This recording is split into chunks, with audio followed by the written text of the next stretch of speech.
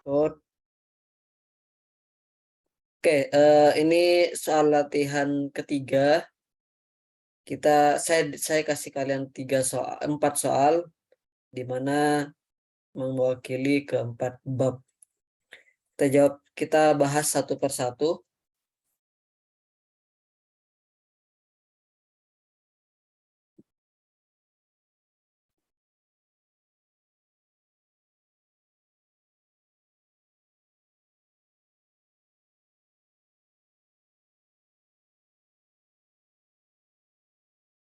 Oke, di sini soal ini coba kita pahami dulu.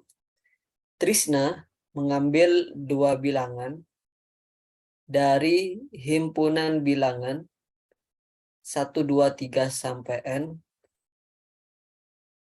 Kemudian dikasih tahu bahwa bahwa kedua bilangan yang diambil oleh Trisna merupakan 2 bilangan yang berurutan adalah 20% atau 20/100 atau 1/5. Ini 20/100 atau 1/5. Tentukan nilai N. Rumus peluang itu hanya ada satu. Apa itu? Peluang kejadian A itu adalah banyaknya kejadian A dibagi dengan seluruh kemungkinan kejadian. Cuma ini rumusnya. Sisanya itu adalah pengembangan saja. Tapi dasar dari rumus peluang itu semuanya berangkat dari NA per NS. Jadi kalau kita lagi mengerjakan yang ada pertanyaan peluang atau ada informasi peluang, selalu kembali ke rumus ini. Bahwa peluang kejadian A itu sama dengan NA per NS. NA itu adalah banyaknya kejadian. Kemungkinan kejadian A dibagi dengan seluruh kemungkinan kejadian. Seluruh kemungkinan kejadian artinya tidak ada syarat sama sekali. Jadi, kalau kita melihat konteks soal ini, Trisna mengambil 2 bilangan dari kelompok bilangan 1, 2, 3 sampai N. Nah, kalau ditanya NS-nya, berarti NS ini diperoleh banyaknya kemungkinan pengambilan 2 bilangan oleh Trisna tanpa syarat apa-apa. Pokoknya seluruh kemungkinan bilangan, seluruh kemungkinan 2 bilangan yang diambil oleh Trisna dari 1, 2, 3 sampai N. Oke, saya coba kasih contoh dulu ya. Kalau N-nya 3. 1, 2, 3. Kemungkinan 2 bilangan yang terambil oleh Trisna adalah 1 dengan 2, 1 dengan 3, 2 dengan 3. Nah, kalau yang dinyatakan sebagai NS, ini adalah keseluruhan NS, alias ada 3 kemungkinan. Jadi, yang dimaksud dengan NS itu adalah banyaknya kemungkinan kejadian tanpa syarat apapun. Jadi, kalau dilihat dari soal ini, ada N bilangan, mau diambil 2.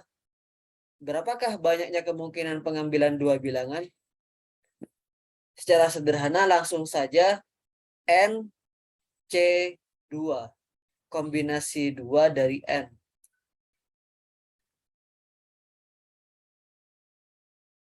Di NS-nya adalah NC2 atau N kombinasi 2. Ya, biasanya ini harus tahu ya kenapa pakai kombinasi bukan permutasi. Jadi NC2. Kalau diterjemahkan menjadi N faktorial dibagi n-2 faktorial dikali 2 faktorial. Ini kalau kita jabarkan, sederhanakan bentuknya, n faktorial itu adalah n dikali n dikurang 1 dikali n dikurang 2 faktorial. Dibagi n-2 faktorial dikali 2 dikali 1. n-2 faktorialnya coret. 2 kali 1 itu 2, berarti n dikali n dikurang 1 dibagi 2.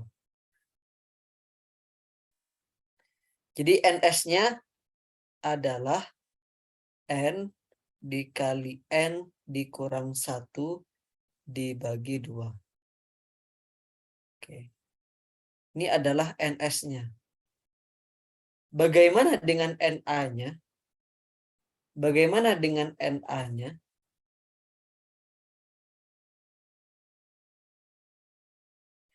Na-nya adalah, lihat, peluang bahwa kedua bilangan yang terambil merupakan dua bilangan berurutan adalah 20%. Berarti Na-nya, nah ini tidak ada rumus apa-apa. Kita cuma ngelis ada berapa banyak kemungkinan bilangan yang berpasangan. Yang berurutan.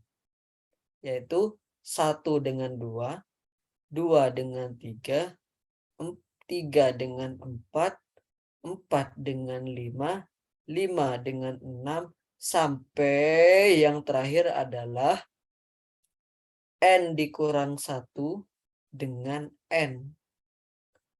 Ini keseluruhan bilangannya ada sebanyak n dikurang 1.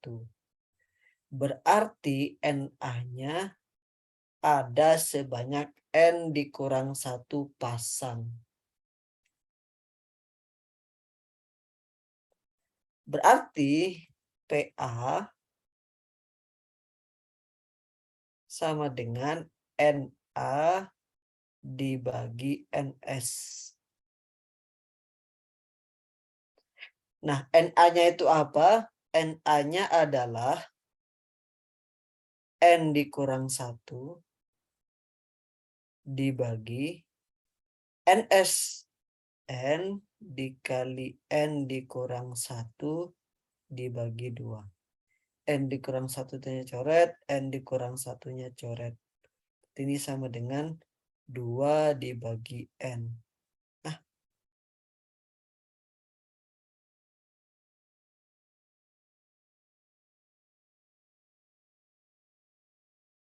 sama dengan, oh ya benar, 1/5. Berarti N-nya sama dengan 10. Nah, berarti jawaban dari soal ini adalah 10. Berarti N-nya sama dengan 10.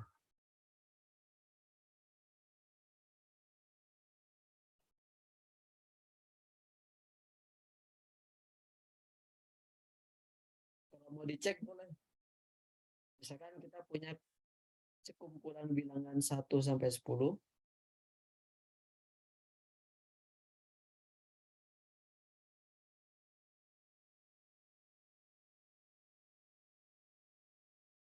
Maka kemungkinan bilangan yang berurutan adalah 1 sama 2, 2 sama 3, 3 sama 4, 4 sama 5, 5 sama 6, 6 sama 7, 7 sama 8, 8 sama 9, 9 sama 10. Ini ada sebanyak 9 bilangan, 9 NA. NA-nya adalah 9. Bagaimana dengan NS-nya? NS-nya berarti 1 dengan 2, 1 dengan 3, 1 dengan 4, sampai 1 dengan 10. 2 dengan 1 udah ada, berarti 2 dengan 3, 2 dengan 4, 2 dengan 5, sampai 2 dengan 10. 3 dengan 4, 3 dengan 5, sampai 3 dengan 10. Ini ada sebanyak 9 bilangan, ini 8 bilangan, ini 7 bilangan. Nanti yang terakhir itu 1 bilangan. yaitu dengan terakhir nanti 9 dengan 10.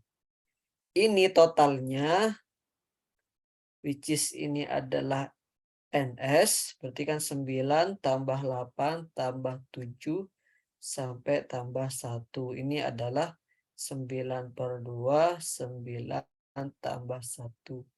9/2 dikali 10, 45, berarti PA-nya adalah NA dibagi NS.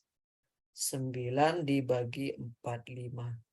Which is adalah 1/5, yang berarti 20%. Jadi benar bahwa N-nya sama dengan 10. Gimana? Ada yang mau ditanyakan?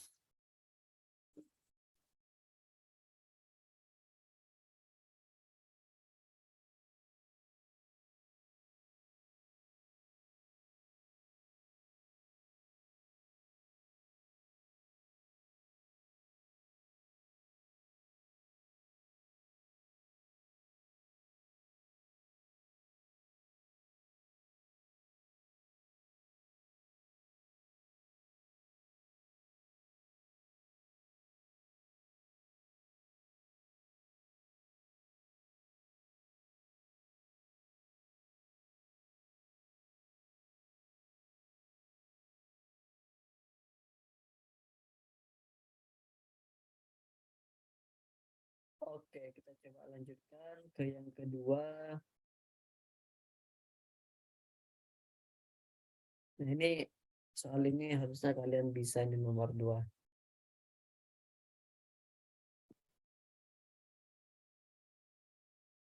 Aljabar.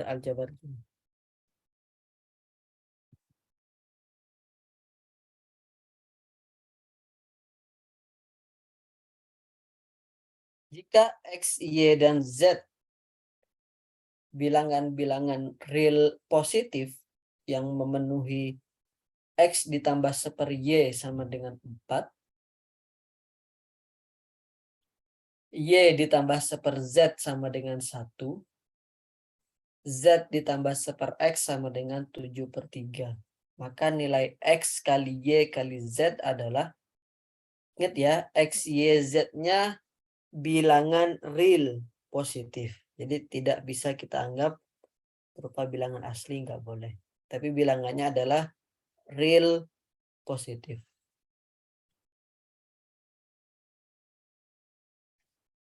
Oke,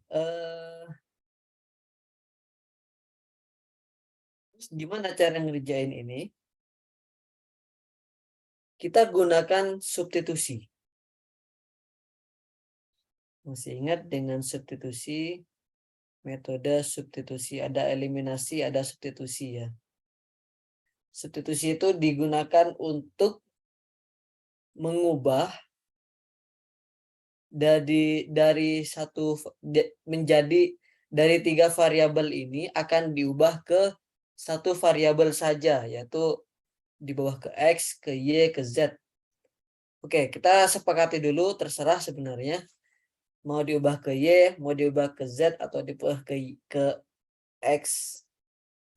Oke, mungkin kita ubah ke Y. Berarti semua variabel yang ada, semua variabel selain Y, kita buat dia menjadi bla bla bla Y. Oke, berarti kita ubah X sama dengan sekian, Y sama Z sama dengan sekian Y. Oke, kita lihat, kita mau ubah X sama dengan sekian Y. Ya tentunya kita lihat persamaan yang pertama ini. Ini kan punya X sama Y. Kalau saya mau ubah menjadi X sama dengan, maka ini dengan mudah menjadi X sama dengan 4 dikurang 1/Y. Nah, ini adalah X sama dengan sekian Y. Tentu bentuk ini tidak enak. Yang kalau mau dienakan berarti dijadikan satu pecahan menjadi 4Y negatif 1 dibagi Y. Nah, ini adalah persamaan X dalam Y. Sudah dapat satu bentuk. Sekarang saya mau buat Z sama dengan sekian Y. Caranya adalah kita ambil persamaan yang kedua. Kenapa? Karena persamaan kedua ini hanya mengandung Y sama Z. Saya mau buat dia menjadi Z sama dengan. Oke, berarti saya ubah menjadi 1/Z sama dengan 1 negatif Y. Berarti Z adalah 1/1 negatif Y. Ya kan? Z-nya ke kanan, 1 min Y-nya ke kiri. Jadi 1/1 min Y. Oke, saya sudah punya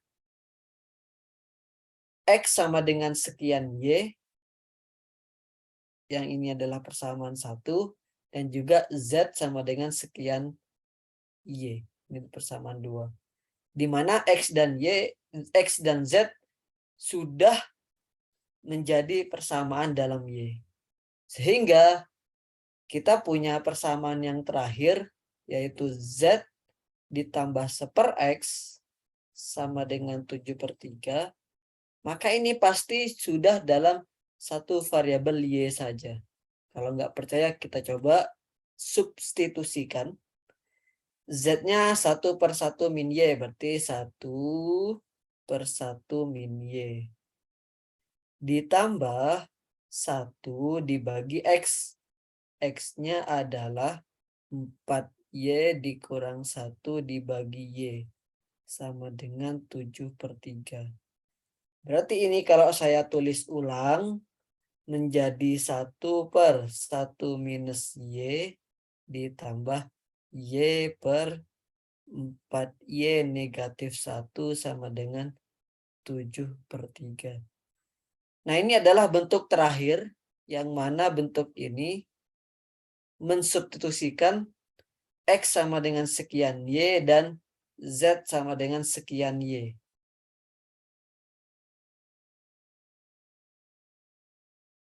Akibatnya apa? Akibatnya kita punya satu persamaan saja dan juga satu variabel. Nah, ini sudah sangat-sangat enak gitu. Karena cuma satu persamaan dan satu variabel. Cara menyelesaikannya gimana? Ya, kita samakan penyebut. Kita samakan penyebut, kita samakan penyebut. Berarti penyebutnya adalah 1 negatif Y dikali 4Y negatif 1. Yang ini berarti 1 dikali 4Y negatif 1 ditambah Y dikali 1 minus Y sama dengan 7/3. Oke, ini kita coba bongkar dulu. Kita uraikan. Berarti pembilangnya menjadi 4Y negatif 1 ditambah Y dikurangi Y kuadrat. Sedangkan penyebutnya menjadi 1 dikali 4Y 4Y. 1 dikali negatif 1 negatif 1.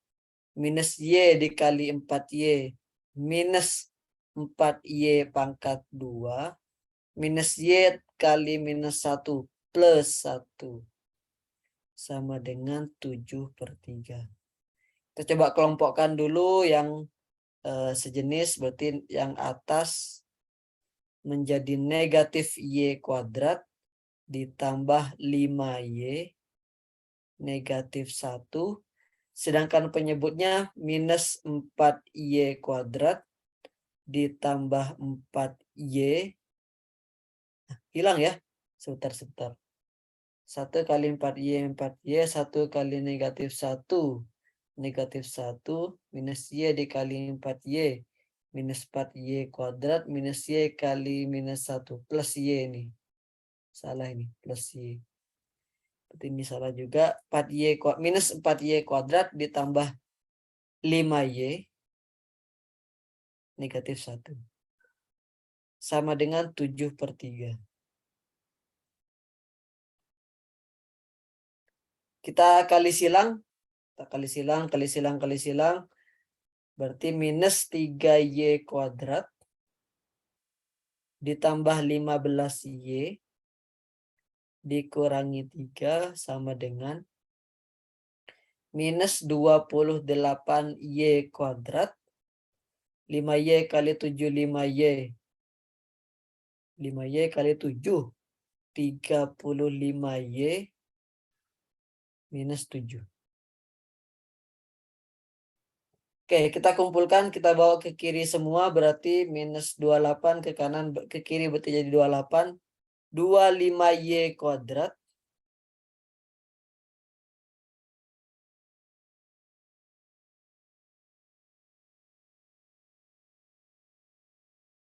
minus 20Y plus 4 sama dengan 0. Nah, apakah ini bisa difaktorkan? Mari kita lihat. Let's see. 25Y itu kan kemungkinannya 25 kali 1 atau 5 kali 5. 5 kali 5. Ini 5 kali 5 ya. 5 kali 5, 5Y dengan 5Y. Terus ini 4. 4 itu negatif, 2, 2. Ya, sudah ya. Negatif 2 dan negatif 2. Ternyata sama. Jadi dia sebenarnya adalah 5Y dikurang 2 kuadrat sama dengan 0. Berarti ketemu bahwa Y-nya sama dengan 2/5. Ya, jauh-jauh mengerjakan ketemu Y sama dengan 2/5. Oke, ketemu Y 2/5 berarti kita bisa dapat nilai X dan juga nilai Z.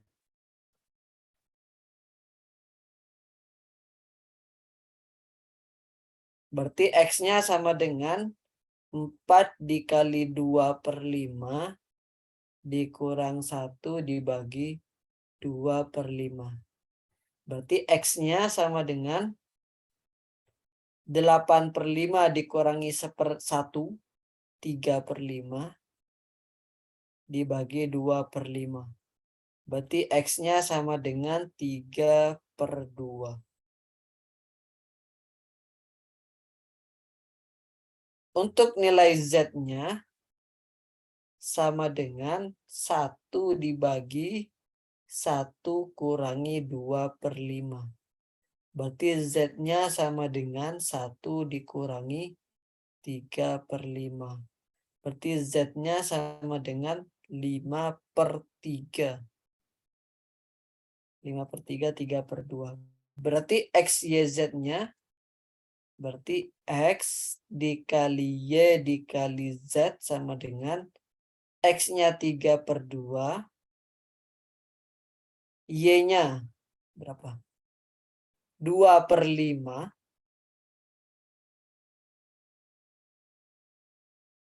Z-nya 5/3. Coret, coret, coret, coret, coret, coret. Berarti jawabannya adalah 1 ternyata. Jadi jauh-jauh dicari, ternyata jawabannya 1. Hah?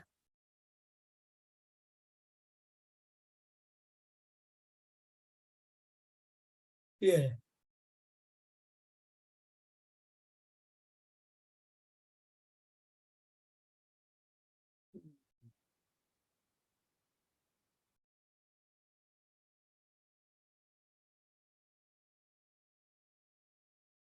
Oke. Gimana? Ada yang mau ditanyakan?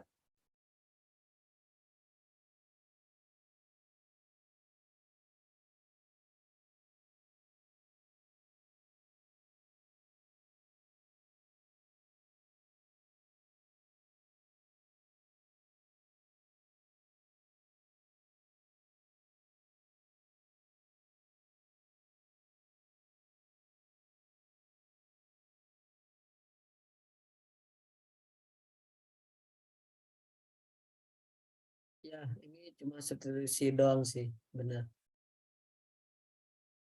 Nah, terkadang memang di aljabar itu kita hanya substitusi doang, tapi jangan sampai mentok. Kadang harus berani juga mengambil resiko bahwa oh ini kayaknya ketemu nih, tapi harus yakin coba diselesaikan. Kadang nah ini mujurnya adalah ini hanya persamaan kuadrat saja.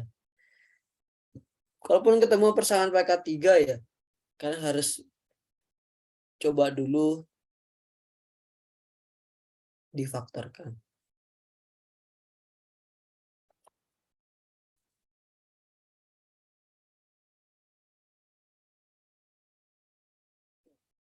Satu soal lagi, nomor 3.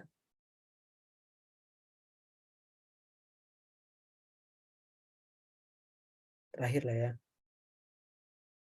Sebenarnya sudah nggak kuat juga sih saya sih. Kita coba bahas nomor 3. Oke.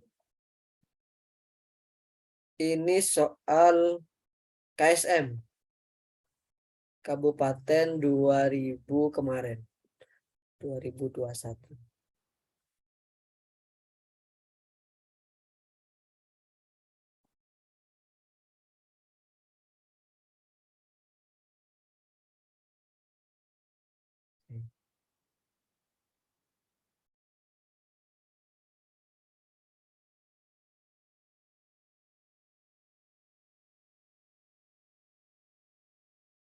Saya tekankan lagi bahwa biasanya ini di lomba-lomba matematika ya terkait geometri itu yang non dimensi 3 biasanya pertanyaannya itu seputar 3.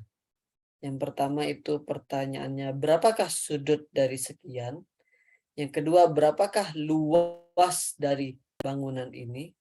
Yang ketiga berapakah panjang sisi ini? Biasanya pertanyaan juga seputar 3 ini. Dan juga konsepnya nanti seputar 3 konsep ini. Kalau kita lihat soal ini ditanyain terkait sudut. Bahwa sudut DBE itu berapa? Opsinya 15, 20, 25, dan 30. Soal ini juga baiknya adalah dikasih gambar. Ini bagusnya dari soal ini adalah dikasih gambar. Setelah itu kita coba terjemahkan. Pada gambar berikut diberikan persegi panjang ABCD. Jadi ABCD itu adalah persegi panjang. Titik E titik E pada lingkaran luar persegi panjang tersebut gimana sih? Titik E, oh ini salah nih ya. Titik E terletak pada lingkaran luar persegi panjang tersebut. Terletak pada lingkaran luar persegi panjang. Ini saya langsung tulis ulang ya dari soal aslinya. Diketahui ED sejajar AC. AC itu adalah diagonal sejajar AC dan sudut DBC 35.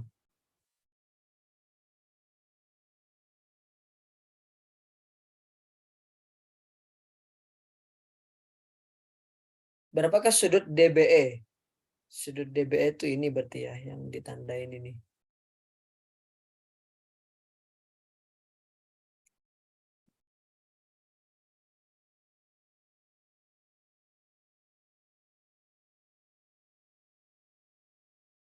Oke, saya mau tinjau beberapa kasus dulu ya. Beberapa konsep dulu. Yang pertama adalah konsep persegi panjang. Kalau saya punya persegi panjang,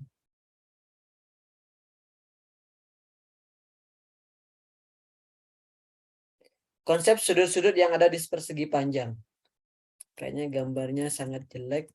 Kalau mau bagus seperti ini, saya ambil kotak. Set. Nah, ini adalah persegi panjang. Yang pertama adalah kita harus sadar bahwa keempat sudut dari persegi panjang adalah siku-siku. Kayaknya semuanya sudah pasti nerima ini. Sekarang kita tinjau diagonalnya. Sebentar, saya butuh garis diagonal dulu. Supaya gambarnya lebih bagus. Set. Nah, oke, dapat satu garis diagonal. Kita lihat yang satu lagi. Oke, ini adalah persegi panjang dan juga punya diagonal. Perhatikan yang saya kasih lambang sudut. Misalkan besar sudut ini adalah 30 derajat. Berarti sudut di sini pasti 60 derajat. Karena mereka berpenyiku. Karena di sini 30 derajat, maka pasti di sini 60 derajat. Karena, oke, saya kasih lambang dulu ABCD.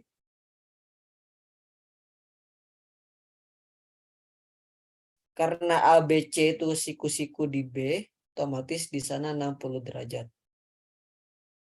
Oke, kemudian pasti di sini 30.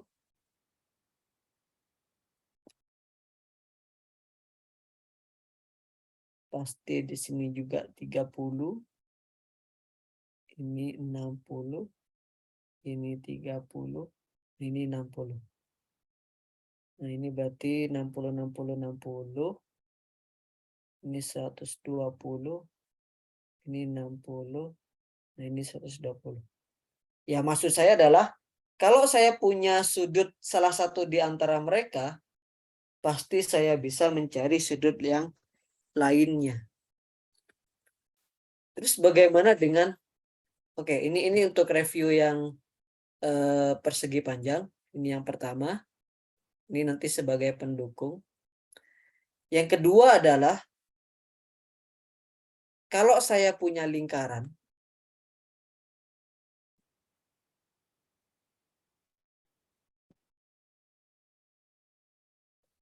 kemudian saya punya diameter.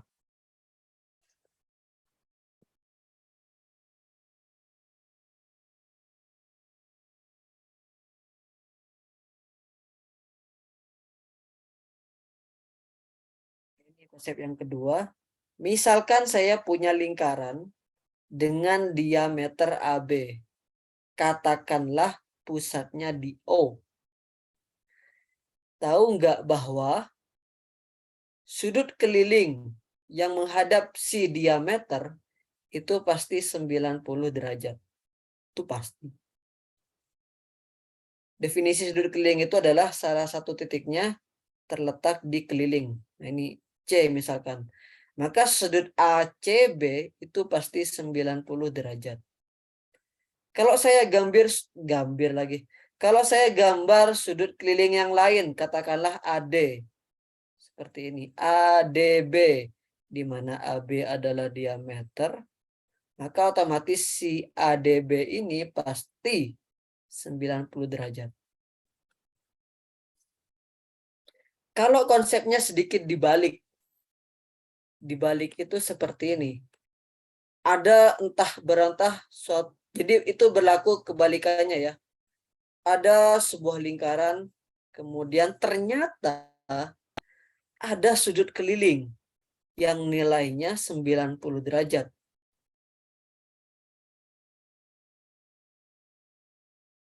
Saya punya sudut keliling ABC, ternyata si ABC ini 90 derajat. Saya bisa katakan bahwa AC adalah diameter.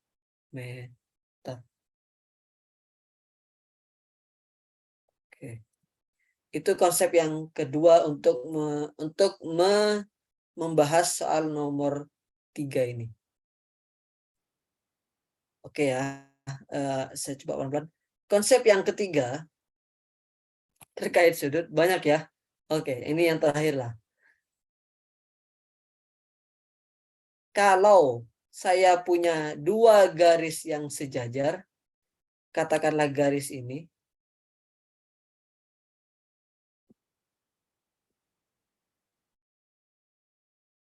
dan juga garis ini adalah dua garis yang sejajar. Misalkan ini adalah garis M, ini juga garis N. Dua garis ini sejajar. Kemudian ada satu garis yang memotong kedua garis yang sejajar ini. Aduh, salah. Kayaknya harus bikin ini pelajaran SMP sih setahu saya. Kalau ada garis yang sejajar, kemudian ada garis yang melalui mereka. Tahuilah bahwa sudut di sini itu pasti sama dengan sudut ini. Ini yang disebut dengan bertolak belakang. Ini berseberangan dalam. Yang bertolak belakang itu di sini sama, ini sama. Nah, ini disebut dengan sudut yang ada di garis yang sejajar. Oke, ketiga konsep ini akan digunakan di soal ini. Saya butuh sudut DBE. Dengan konsepsi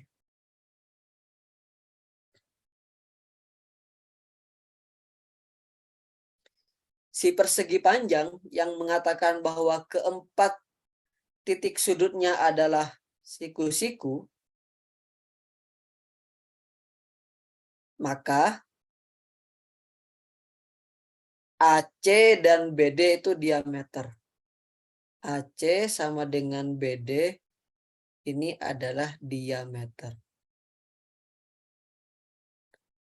Berarti sudut keliling yang menghadap AC ataupun BD itu pasti 90 derajat. Sudut apakah itu? Sudut BED. BED. BED. Which is adalah 90 derajat. Dapat satu di 90 derajat. Sekarang kita gunakan yang informasi sudut yang punyanya 35 derajat ini. DBC itu 35 derajat. Oke, sudut lain yang nilainya 35 derajat juga mana? Ini 35 berarti ACB, di sini ACB AD, apa? ADB, ACB benar. Terus CAD, CAD ya benar 35. terus ADB. ADB ya benar 35. Oke, sip.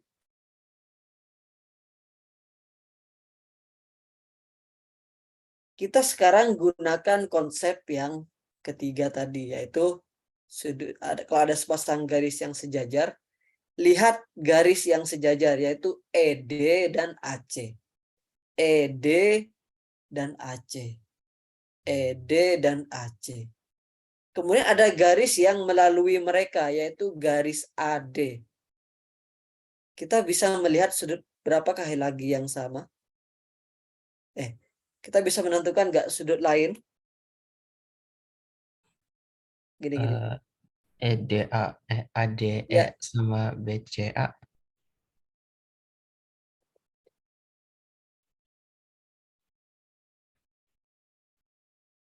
oh iya ya.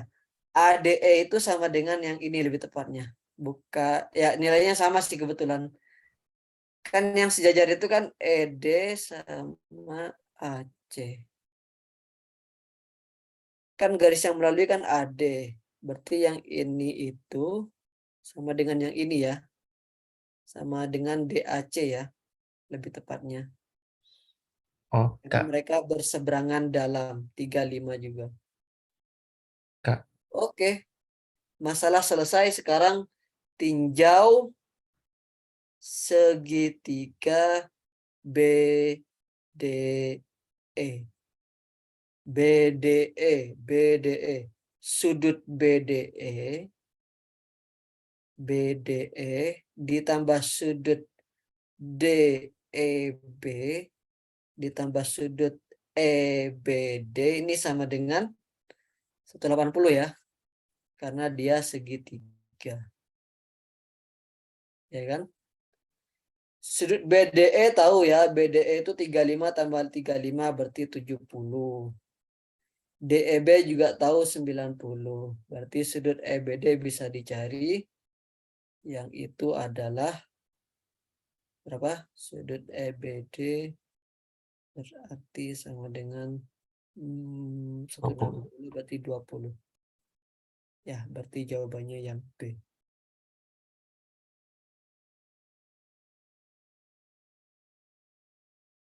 Ya, kira-kira gitu.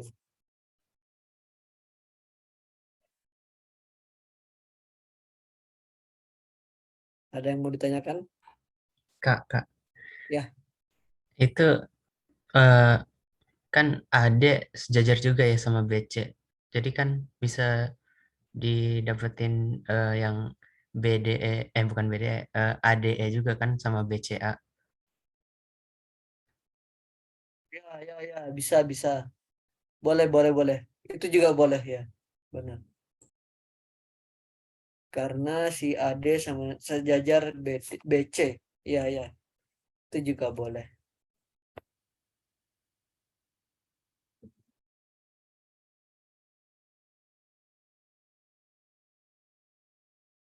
Ya, ini banyak sih. Kalau mau dicari semua sudutnya bisa aja. Cuman kita kan mau cari sudut DBE yang efisien lah ceritanya. Ya, itu juga boleh. Oke.